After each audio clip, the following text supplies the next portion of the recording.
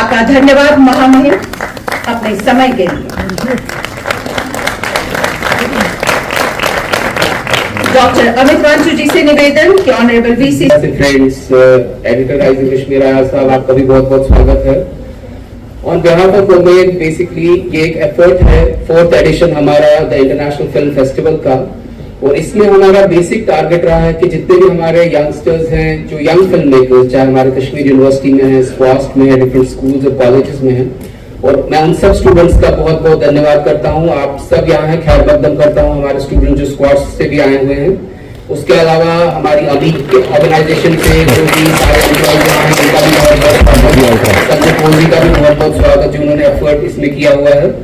उसके अलावा हमारी जूरी से, जो हमारे जूरी मेंबर है, बिकॉज इस फेस्टिवल में करीब 14 कंट्री से ज्यादा फिल्म्स हैं जो दिखाई जाएंगी आने वाले 3 दिनों में, और उसमें जूरी का एक बहुत बड़ा रोल है उसको सिलेक्ट करने में।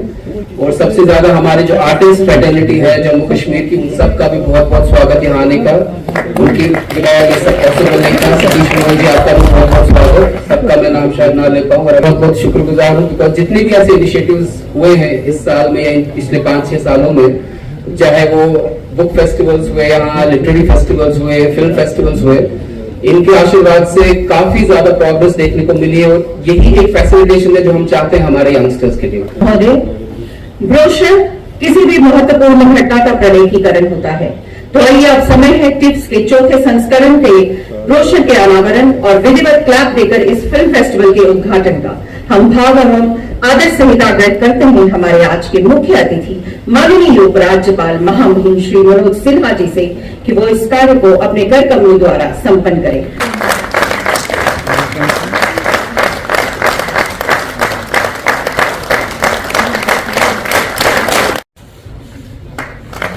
क्लैप जो फिल्म का सबसे महत्वपूर्ण हिस्सा है।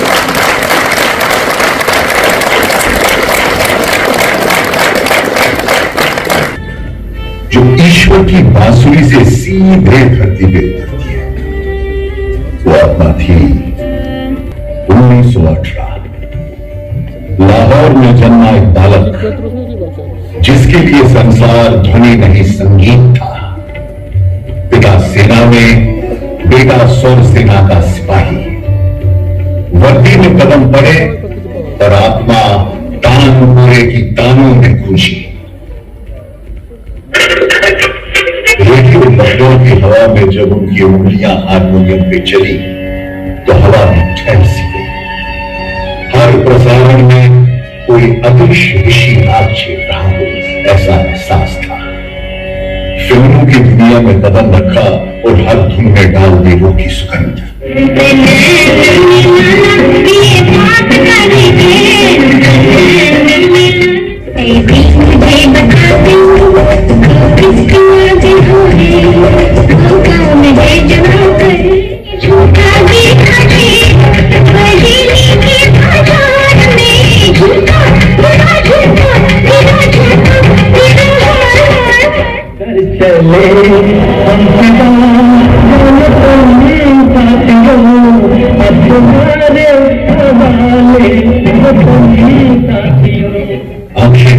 भाई भाई मेरा साया, हकीकत और गीत में दर्द और सौंदर्य का संवाद। उनकी धुनें सुनाई नहीं देती, महसूस होती है।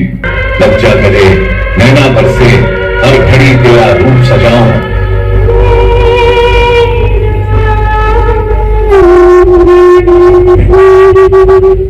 हमने भी सोचा कि हमारे स्किल सेट्स को लेके हमें जो आता है उसको लेके हम अपने शहरों का नाम कैसे ऊंचा करें।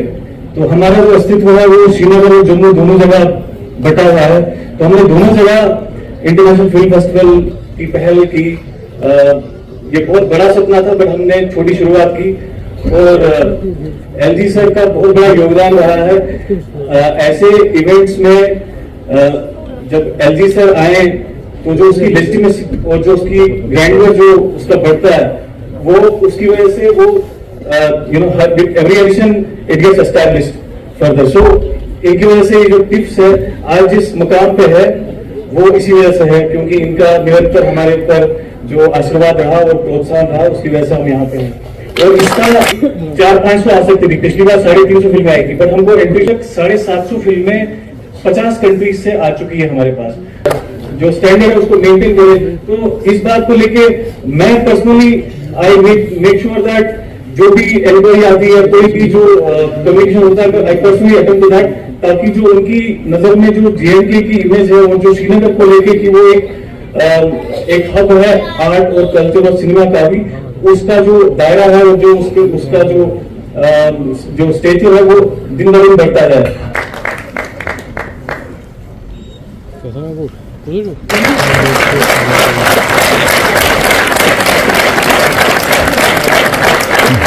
कश्मीर के साथ बहुत ज्यादा जुड़ी हुई है। गली गली सिम सिम नामक कार्यक्रम से भी इन्होंने बच्चों के लिए बहुत उदाहरण बनाने वालों में इनका नाम सबसे ऊपर, बल्कि कश्मीर ही क्यों पूरे जम्मू कश्मीर जी की एडवाइजर भी है, वुमेन के एडवाइजर भी हैं। तो मैं चाहूंगी कि स्त्री शक्ति के लिए जोरदार तालियां। में वाइस प्रेसिडेंट के पद पर एक MNC में जॉब कर रहे थे। अच्छी मैं आभारी हूँ उम्मीद भवंती फाउंडेशन और लैंडमार्क ट्रस्ट लिमिटेड का, जिनके कारण आज हम सबको यहाँ उपस्थित होने का अवसर मिला है। 4 साल पहले बालक का जन्म हुआ था।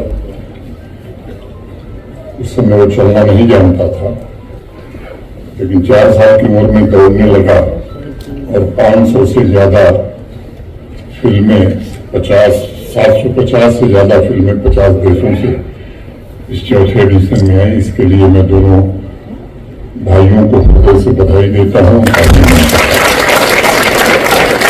बात शुरू करूं उसके पहले 10 नवंबर को लाल किले के आतंकी हमले में शहीद नागरिकों को मैं अपनी भावभीनी श्रद्धांजलि अर्पित करता हूं और उनके परिजनों के प्रति गहरी संवेदना व्यक्त करता हूं। आज सुबह Islamic university of science and technology के कार्यक्रम में मैं था।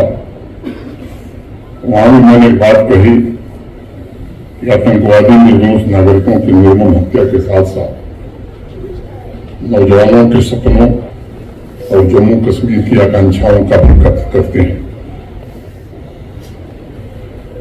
5-6 वर्षों के अथक परिश्रम, विशेष रूप से पुलिस, आर्मी, सुरक्षा बलों, प्रशासन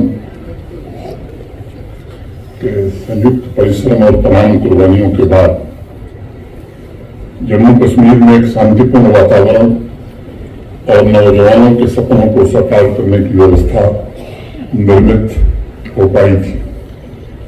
इन 5-6 वर्षों में जम्मू कश्मीर की आवाम ने वाकई दशकों बाद जन्नत को फिर से उतरते हुए यहां देखा था और इसलिए मैं मानता हूं कि अमन और तरक्की की दिशा में जो भी उपलब्धियां हासिल हुई हैं, ये सबका दायित्व है कि वो किसी कीमत पर फिसल न जाए, बल्कि अमन के दुश्मनों को बेनकाब करके सुरक्षा बलों के साथ मिलकर इस यात्रा को हमें और आगे बढ़ाना है, ताकि पड़ोसी मुल्क के नापाक इरादों का मुंहतोड़ जवाब दिया जा सके। हमें अंदर बैठे एक आतंकी को तो समाप्त करना ही होगा, बल्कि उन तत्वों को भी जो इनकी गाये बगाए मदद करते हैं, मुझे लगता है कि उनका हिसाब भी करना जरूरी है, तभी पूरी तरह से अमन कायम हो पाएगा। इसमें आवाम का सहयोग मैं मानता हूं कि सबसे ज्यादा आवश्यक होता है। आज यहाँ फिल्म जगत से जुड़ी अनेक हस्तियां और अनेक क्रिएटिव लीडर्स मौजूद हैं। मैं उनसे भी आग्रह करना चाहता हूं कि लंबे समय तक आतंकवाद के साए में जीने वाले जम्मू कश्मीर की कहानी ये कैसे लोगों के सामने लाई जाए, इस पर भी काम करने की जरूरत है, उस पर भी विचार करने की जरूरत है। मैं जानता हूं कि इस दिशा में सराहनीय प्रयास शुरू हुए हैं, लेकिन और भी महत्वपूर्ण लोगों को इससे जुड़ना चाहिए, ये मेरा निवेदन होगा। साथ ही साथ जो बदलाव आपने देखा या महसूस किया उसकी भी कहानी खासतौर से युवा वर्ग तक पहुंचे, इसके लिए कुछ काम करने की जरूरत है। चौथे international film festival of Srinagar के आयोजक उमेद ग्रुप और उसका नेतृत्व कर रहे राकेश और रोहित भट्ट को प्रत्येक वर्ष उत्कृष्ट सिनेमा को प्रदर्शित करने, वर्कशॉप के माध्यम से नई प्रतिभाओं को सिनेमा के दिग्गजों से रूबरू करवाने के लिए मैं एक बार फिर से हृदय से बधाई देता हूं। उम्मीद और उनकी फाउंडेशन लैंडमार्क क्राफ्ट लिमिटेड को विशेष रूप से रीजनल सिनेमा को प्रमोट करने के लिए भी बधाई देना जरूरी है। मेरा मानना है कि अगर श्रीनगर से श्री विजयपुरम तक की हमारी संस्कृति की समृद्धि और उसकी विशालता देखनी है तो सबसे सशक्त माध्यम रीजनल सिनेमा ही है, जो एक भारत श्रेष्ठ भारत की भावना को मजबूत बनाते हुए विभिन्न संस्कृतियों को एक दूसरे के नजदीक लाने का सफल प्रयास करता है। मुझे विश्वास है कि एकता के इस भाव को सशक्त बनाने में international film festival of Srinagar का योगदान भविष्य में भी याद किया जाएगा। बॉलीवुड में प्रतिवर्ष हजारों फिल्में बनती हैं, उनमें से अनेक ऐसी फिल्में होती हैं जिनमें जम्मू कश्मीर का थोड़ा बहुत अंश जरूर होता है। प्राकृतिक खूबसूरती से ज्यादा वो अंश सिनेमा और जम्मू कश्मीर के बीच के गहरे संबंध की तरफ संकेत करता है। मुझे लगता है कि मैं चाहूंगा कि यह संबंध दिनों दिन प्रगाढ़ हो तथा सिनेमा की जर्नी में जम्मू कश्मीर में पिछले 5-6 वर्षों में आए बदलाव की यात्रा भी उसमें शामिल की जाए। मैं मानता हूं कि पिछले 5-6 वर्षों में विशेष रूप से कोविड पैंडेमिक की दूसरी वेव के समाप्ति के बाद या कहूं कि 2021 के उत्तरार्ध से जम्मू कश्मीर में फिल्मों की शूटिंग ने यहाँ की सामाजिक और आर्थिक व्यवस्था को बहुत ही सकारात्मक रूप से प्रभावित किया है। एक नई फिल्म पॉलिसी भी उस समय 2021 में ही लॉन्च हुई थी। देश विदेश के कई फिल्म मेकर्स को यह संदेश गया था कि जम्मू कश्मीर अपने पूरे पोटेंशियल के साथ फिल्म इंडस्ट्री का अटूट हिस्सा बनने की तरफ कदम बढ़ा चुका है। ईजाद शूटिंग के लिए पॉलिसी में भी अनेक परिवर्तन किए गए थे ताकि इंडस्ट्री की तरफ फिल्म शूटिंग के रेगुलेशन को भी रेड टेपिज्म से मुक्त करके फिल्म मेकर्स को ज्यादा से ज्यादा सहूलियत बिना किसी परेशानी के उपलब्ध हो सके। 300 से अधिक फिल्मों और वेब सीरीज की शूटिंग ने रेवेन्यू जनरेशन का एक नया स्रोत उत्पन्न किया है। आज मैं उसका मल्टीप्लायर इफेक्ट देख रहा हूं। अगर सिनेमा से जुड़े वैश्विक आर्थिक परिदृश्य को हम देखें तो हमारी फिल्म इंडस्ट्री रेवेन्यू जनरेशन के हिसाब से ग्लोबली 5वें नंबर पर है। अनुमान में 2027 तक फिल्म इंडस्ट्री 7% की रेट से ग्रो करेगी। मैं समझता हूं कि इस ग्रोथ का असर देश के जाने माने फिल्म डेस्टिनेशन पर भी पड़ेगा और जम्मू कश्मीर में भी एक स्ट्रॉन्ग ग्रोथ ट्रेजेक्टरी का प्रभाव नजर आए। इसके लिए जो प्रयास आज का है उसका भी योगदान होगा और बाकी सब लोगों को भी सामूहिक प्रयत्न करना होगा। अभी भी मैं समझता हूं पिछले 3-4 वर्षों में काफी परिवर्तन आया है। फिल्म प्रोडक्शन के अलावा सेट क्रिएशन और टूरिज्म से जुड़े नौजवानों को फिल्म शूटिंग से जुड़े रोजगार के नए अवसर भी उपलब्ध हुए। यहाँ के स्थानीय टैलेंट को अपना हुनर दिखाने का अवसर मिला है। सिनेमा तथा थिएटर की जुगलबंदी से जम्मू कश्मीर के सांस्कृतिक जगत में भी एक नई ऊर्जा, एक नई वाइब्रेंसी आई है।